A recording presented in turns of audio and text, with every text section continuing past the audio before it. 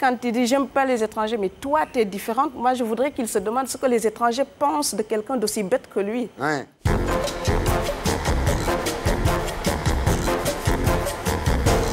Fatou Diom, bonsoir. Vous avez 32 ans, vous êtes né au Sénégal. Vous habitez Strasbourg, vous êtes en doctorat de lettres modernes.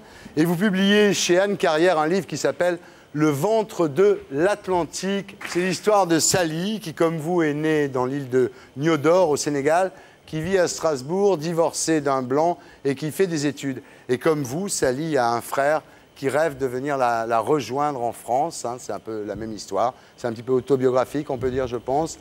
Alors, le frère, c'est Madické, qui est football, et pour qui la France est une espèce d'Eldorado. Il rêve, en fait, de venir habiter en France. Oui, en fait, Sally vit en France et puis, comme beaucoup de jeunes Africains, il y a Madické qui vit à Niodior, une petite île du Sénégal. Et dans le village, on l'appelle Maldini parce qu'il est fou de Maldini également. Et il ne rêve que d'une chose, c'est rejoindre sa sœur en Europe et devenir comme ces stars multimillionnaires du football, évidemment. C'est un vœu pieux pour un enfant du tiers-monde. Voilà. Alors, il rêve, évidemment, et son rêve est entretenu par tous ceux qui sont revenus au pays, au Sénégal, qui ne parlent que de richesse en oubliant les humiliations, la précarité, le racisme. En fait, il y a un personnage qui s'appelle l'homme de Barbès. Et donc, il habite à Barbès. Il a fait tous les sales boulots, tous les petits boulots. Il était mal payé, intérimaire tout le temps. Sauf que l'été, il part faire son pacha intérimaire sous les tropiques. Voilà. Donc, il entretient le rêve. Et moi, je dis, c'est facile de débarquer avec une bonne paire de Nike et puis un bon jean qui vaut très, très cher.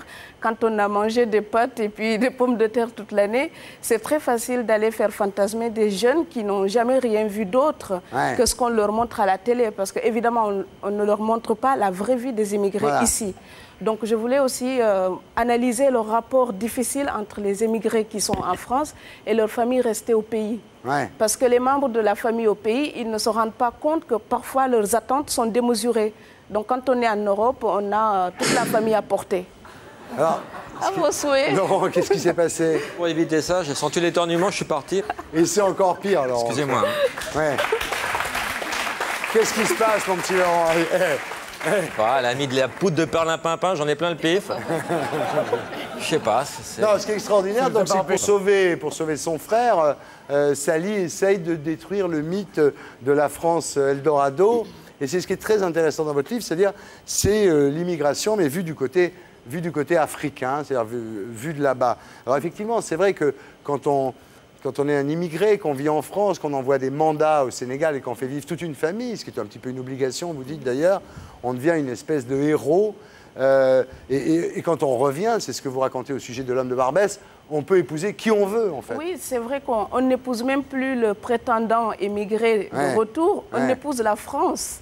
Donc, quand on se marie avec la France, on peut tout espérer. Donc, il y a des gens qui ne savent pas qu'ils ne peuvent pas habiter n'importe où en France. Que ça coûte très, très cher et ça n'a rien à voir avec le niveau de vie qu'on a au pays. Et donc, finalement, c'est presque plus facile de les aider à réussir sur place que de les amener ici. Quelle est votre part d'autobiographie? Moi, je dis toujours, pour m'amuser, on va dire 80%. Parce que ça ne peut pas se mesurer. Comme je suis nulle en maths, c'est bien parti. Donc, je dis ça parce que je pense que le premier sacrifice de l'écrivain, comme disait quelqu'un, c'est lui-même. Donc, je parle de mes expériences et aussi d'une révolte intérieure. Je pense que ce ne sont pas des lois qui vont changer l'immigration. C'est une nécessité de Francis, des immigrés eux-mêmes. Moi, ça ne me gênait pas de dire que je faisais femme de ménage en Alsace pour payer mes études. Et à partir du moment où on dit ça, c'est vrai qu'on perd en luminosité, on n'est plus aussi envié, on n'est plus aussi admiré, on n'est plus adulé du tout, mais en revanche, on expose la vérité telle qu'elle est. Oui, alors l'homme de Barbès, lui, effectivement, quand il arrive au Sénégal, même quels que soient les boulots qu'il ait pu faire en France, il dit mais la France c'est un pays formidable, parce qu'il n'y a pas de pauvres en France, il dit par exemple, c'est-à-dire que tout le monde a le RMI, donc il dit tu passes ta journée à bâiller devant la télé, et on te file le revenu maximum d'un ingénieur chez nous. Voilà, donc, le RMI, donc revenu maximum d'un ingénieur chez nous. Voilà. Donc, Voilà. Il parle des allocations familiales aussi. Il dit chaque nuit d'amour est un investissement, évidemment, parce que plus on a d'enfants, plus on gagne de pognon. Il dit il suffit de faire des enfants pour être payé à rien faire. Voilà. Il dit que même ceux qui ramassent les crottes de chiens à Paris sont payés par la mairie. Sont payés par la mairie. Donc quand on sait qu'on peut être là-bas et travailler dur dans les champs et ne rien gagner à la fin du mois, et imaginez ramasser quelques crottes de chiens à Paris pour être riche, évidemment, ça fait rêver. Voilà, ça prend des proportions mythiques. Et en fait, en réalité, vous dites, cet homme de Barbès qui frime comme ça quand il retourne au Sénégal, il a dormi dans des bouches de métro, il a chapardé pour manger, il a survécu grâce à l'armée du salut. Et puis, il a tenu un marteau-piqueur. Pour marquer son territoire, il a pratiqué le marteau-piqueur par toutes les saisons. Ouais. Donc, il a dû tout supporter, sauf qu'une fois au pays, l'image dorée, ce respect fait qu'il n'a pas envie de révéler la vérité. Voilà. Et moi, je pense que ce n'est pas seulement une analyse de l'immigré, c'est tout simplement la vanité humaine. Donc, personne n'a envie de dire ce qu'il a enduré sur son passage pour venir, pour être au sommet. Donc, c'est à nous, les immigrés, de dire à nos frères ce qu'on a enduré avant. Ce qui est très touchant dans votre bouquin, c'est qu'en fait, il a fait tout un tas de métiers terribles, il a une vie terrible, cet homme de Barbès. Et à un moment, il a vraiment réussi quand il est devenu, on peut dire, un capot. C'est-à-dire quand il est devenu le contrôleur de ses semblables. Oui, parce qu'il est vigile. Donc, je dis, il est passé de maître chien à chien du maître. Voilà. Donc, quand il voit ses semblables, ses frères d'itinéraire, où ils sont trop arrogants pour faire leurs courses dans les supermarchés, donc il les trouve trop arrogants pour faire leurs courses comme les Blancs, ou alors il les trouve trop pauvres pour être honnêtes. Donc de toutes les manières, quand on est typé, on est louche, a priori. Mais oui, et c'est à cause de ça que je dis aussi, c'est semblable qu'il arrêtait. Ils ont fini par comprendre qu'aussi en exil, le plus terrible pour l'étranger en France, ce n'est pas seulement l'autochtone raciste, c'est aussi l'autre qui a envie de changer de camp et qui se donne tous les moyens pour ça et qui finit par oublier d'où il vient. Ah, c'est extraordinaire son bouquin, c'est d'une précision chirurgicale sur l'immigration, c'est très très fort, hein, vraiment. Alors, au chapitre des humiliations, vous racontez l'arrivée de Sally, mais on peut penser effectivement que c'est vous à 80% en France. Elle est autorisée à rester au départ parce qu'elle n'est pas malade. C'est-à-dire qu'elle passe un examen de santé qui lui coûte quand même une certaine somme, je crois 320 francs, et elle est autorisée à rester parce qu'elle n'est pas malade. Et c'est exactement ce qui se passait du temps des esclaves. Vous dites ça très bien, c'est-à-dire qu'à l'époque du trafic d'esclaves, ceux qui étaient malades, on les éliminait, on gardait ceux qui étaient sains et bien importants. Et la France se comporte aujourd'hui, tout à fait légalement, comme un négrier. Je dis à l'époque où on vendait pêle-mêle le nègre, l'ébène et les épices, personne n'achetait d'esclaves malades. Donc maintenant, il faut savoir que la maladie, c'est une tare rédhibitoire pour l'accès au territoire français. Il faut passer une radio intégrale. Moi, quand je suis arrivée, j'ai dû passer cette radio intégrale et j'étais très pudique. Et la dame me disait, mais si vous voulez rester habillé, vous n'aviez qu'à rester chez vous. Donc je ne suis pas venue en France non plus pour être à poil. Enfin, pas tout le temps, disons. C'est dommage. Non, ça dépend avec qui. Alors vous, là je parle plus de l'héroïne du bouquin, Sally, mais je parle de vous, Fatou. Vous n'êtes pas venu en France pour faire fortune. Vous êtes venu en France parce qu'au Sénégal, vous aviez rencontré un jeune coopérant dont vous êtes tombée amoureuse. Vous dites, là, quand un mec vous regarde dans les yeux en vous disant « je t'aime », après... Avec toi, on sait tout sur les couples. Difficile de résister. Et alors, vous avez épousé ce Français et vous dites c'est une erreur de casting, en fait. C'est une erreur de casting. Les couples mixtes ne marchent pas, vous dites. Non, ils peuvent marcher, mais ça dépend avec qui. Il faut être assez construit pour ça. Moi, je trouve qu'un couple mixte, c'est un idéal d'ouverture. Tout simplement, ça correspond à ce que j'ai dans la tête. Et je peux le vivre, ça ne me pose pas de problème parce que j'en arrive à oublier la couleur de l'autre. C'est dans le regard des personnes qu'on rencontrait que je me rendais compte, en fait, qu'on était différents. Et en fait, c'est une erreur de casting parce que quand je suis arrivée, les siens attendaient Blanche-Neige. Vous avez été complètement rejeté par la famille. Et vous dites que ce n'est pas une histoire de culture, parce qu'on dit souvent que c'est une histoire de culture. Mais vous, la culture occidentale, vous la possédez parfaitement. Vous faites des études de lettres modernes. Enfin bon, vous êtes quelqu'un de très attentif à la culture occidentale. Donc on ne peut même pas dire que c'est ça, quoi. Ça ne marche pas parce que ça ne peut pas marcher. C'est du racisme, tout bêtement. J'ai souvent entendu dire que les parents se disent... Enfin, les parents se disent, oh là là, nos petits-enfants vont être métis, quoi. Non, pas de négrillon dans la famille. C'est la phrase que j'entendais quotidiennement. Très classe.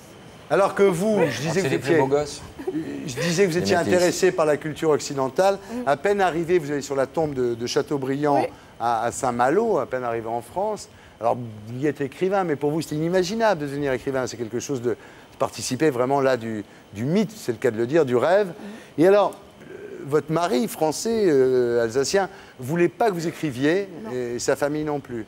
Il ne voulait même pas que je devienne prof de français, ce qui fait que quand ma naturalisation par mariage est sortie, il a refusé de la signer. Donc on a fini par me la refuser. J'ai dû me battre après des années toute seule, parce qu'il ne voulait pas que je puisse passer le concours du CAPES pour enseigner le français. Donc j'ai continué, et puis chaque année je demandais la nationalité, on me l'a refusé, je faisais un autre diplôme, on me refusait encore la nationalité, je faisais un autre diplôme. Donc j'ai atterri en doctorat par hasard. C'est pas mal. Vous êtes Martin Luther Queen. Oui, exactement.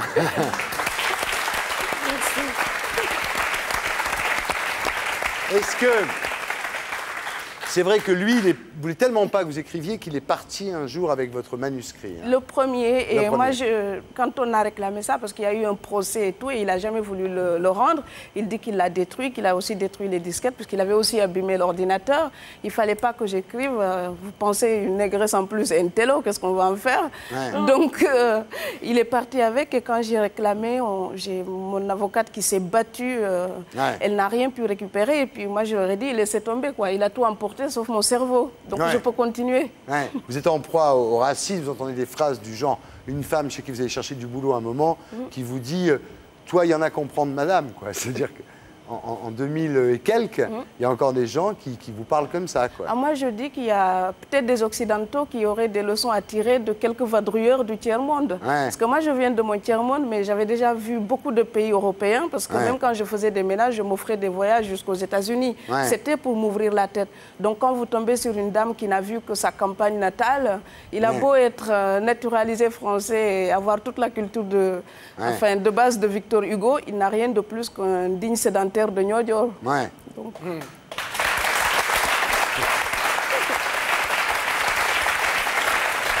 il y en a une qui vous dit, une fois, rentre dans ta forêt. En fait, des trucs qu'on imagine dans des bandes dessinées, qu'on ne peut pas imaginer qu'on dise aujourd'hui, rentre dans ta forêt. Et là, vous êtes formidable, il faut dire les choses. Comme là, vous avez beaucoup d'intelligence, évidemment. C'est que vous dites que vous avez de la pitié pour ces gens-là, et qu'en fait, vous êtes plus choqué par le racisme sournois des gens qui disent j'aime pas les étrangers, mais toi, je t'aime bien parce que tu es différente. Voilà. Donc, c'est le racisme, pour moi, le plus terrible, parce que quand quelqu'un de pseudo-cultivé vous dit ça, il a l'impression de vous élire pour son estime. C'est justement le moment où moi, je le déteste. Parce qu'en fait, quand il dit « j'aime pas les étrangers, mais toi, tu es différente », moi, je voudrais qu'il se demande ce que les étrangers pensent de quelqu'un d'aussi bête que lui. Donc, voilà.